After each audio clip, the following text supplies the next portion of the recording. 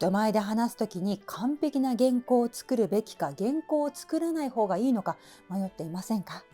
皆さんこんにちは、五野美希です。この動画を最後まで見るとこうなれます。プレゼン、スピーチ、人前で話すときに原稿を作るべきか作らない方がいいかがわかります。これは新規の受講者さんが一番迷っているところかもしれないですね。原稿を作るべきか否かというのは。で、これをどちらが自分に合うかですよねというふうに結論付けちゃう方がいらっしゃるんですけれども、結論からお伝えすると一言一句作らない方がいいです。これ一言一句作りなさいっていうふうに指導している方はですね、おそらく日本語学を勉強したことがない方なんじゃないかなっていうと、冒頭からちょっときついかもしれないので、日本語母語話者の日本語スピーチなのであれば、一言一句作らない方がいい場合の方が多いです。で、例外的に一言一句作っちゃった方がいい時もあるので、どういう時が例外かも含めてお伝えしていきます。まず、一言一句作りなさいがなぜ間違いなのかです。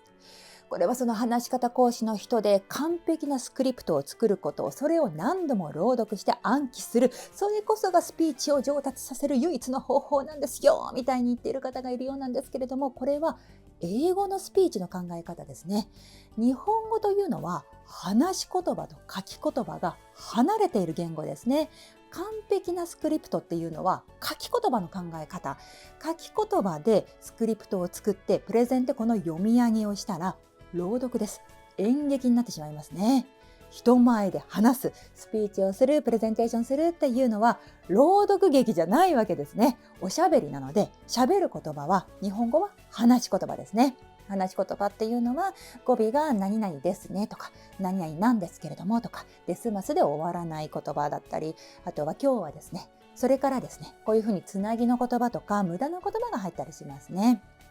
柔軟だし、ある意味でいい加減なのが話し言葉なんですけれども、この話し言葉でおしゃべりでスピーチをしていると言いよどみとか言い間違いとか聞き手はそんなに気にならないというメリットもあります。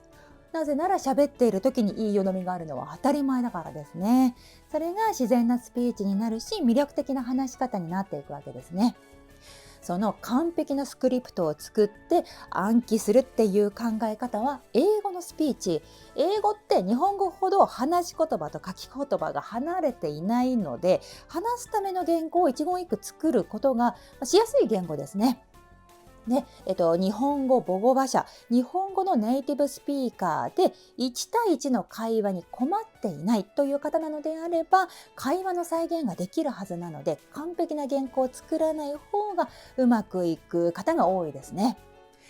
とはいえですよ、スピーチもプレゼンも一切原稿を作らないで頭の中だけで話すことを考えてさあ本番、これはうまくいかないこと多いです。じゃあどうすればお伝えします。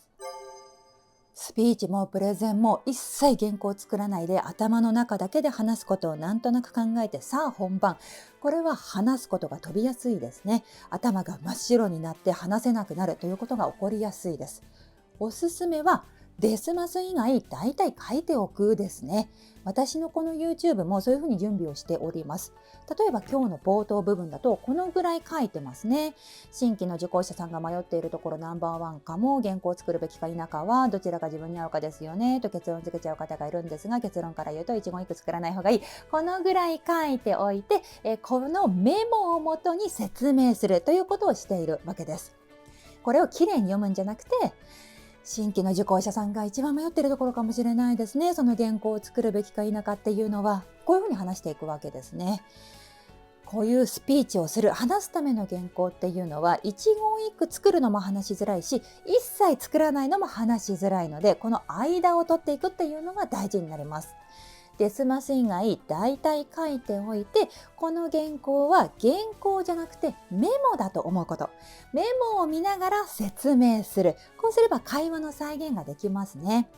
これはその話し言葉でスピーチできることになりますし、プレゼンも面接の回答も一緒です。で、毎回の話し方のムラがなくなっていきますね。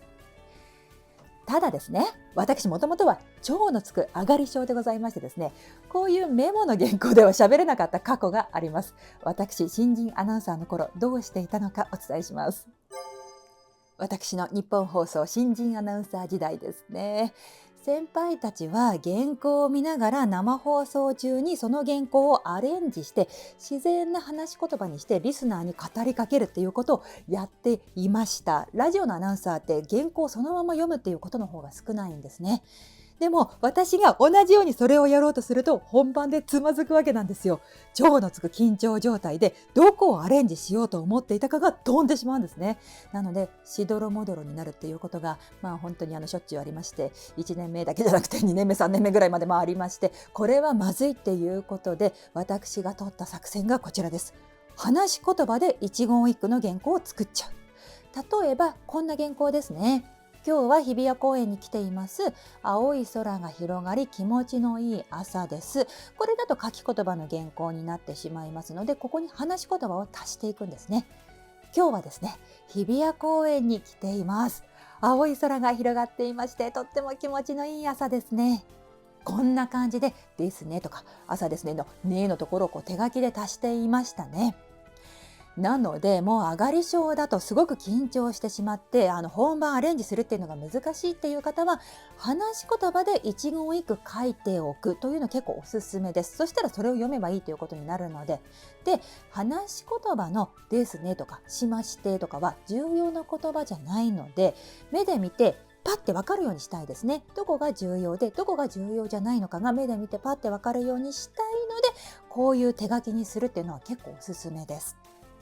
それでは最後、例外的に一言一句完璧な原稿を作っちゃった方がいい場面、どういう場面かお伝えします。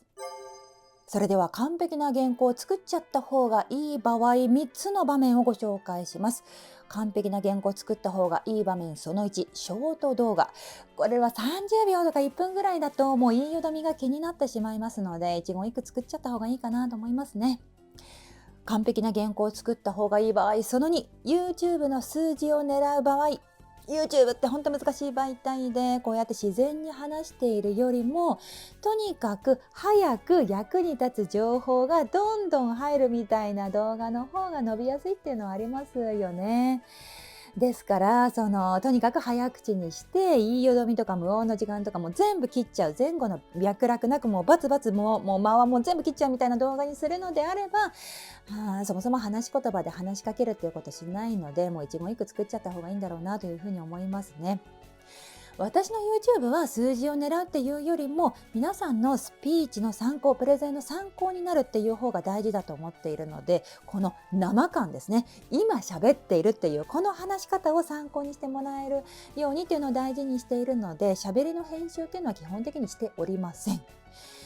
その YouTube の登録が多い方の喋りで異常に早い喋りのがありますよね。これってリアルタイムで目の前の聞き手に説明するプレゼンだとかスピーチとかで全部早口にするなんてやってはいけないことなので、 YouTube で伸びる話し方とプレゼンスピーチで魅力的な話し方っていうのは根本的に違うんだというふうに思っていただいた方がいいなと。だから原稿の作り方が違うんですね。完璧な原稿を作った方がいい場合その3、初めてのスピーチの聞き手が100人超えみたいな場合ですね。例えば結婚式の友人代表スピーチ、初めてのスピーチ、これが大事な場面だと、メンタル的に話し言葉で話しかけるっていう段階じゃないかもしれないですね。こういう時はもう朗読になっても変じゃないような準備をしておくっていうのがいいと思います。例えばお手紙を書いてきたので読みますにしちゃうっていうことですね。そうすればもうこの読みの練習だけでいけるので、こういう時はもう一言一句作っちゃった方が楽かなと思いますね。ということで今日は原稿作りについてお伝えしてきました。お仕事でプレゼンがあるとか説明する機会が多い、こういう皆さんはですね、毎回完璧なスクリプトを作って何度も朗読して暗記する、これは無理があります。やらなくていいです。大事なのは会話の再現ですね。この話さなきゃいけないことを話しかけるということが大事なので、今まで原稿作り迷っていた方はデスマス以外おおむね書いておく、この原稿をメモだと思って話しかける、やってみてください。五野響のスピーチトレーニング、メルマガ、動画教材、オンラインサロン、個別レッスン、それぞれやっております。詳しくはプラン一覧をご覧ください。今日も最後までご覧いただきましてありがとうございました。コメントお待ちしています。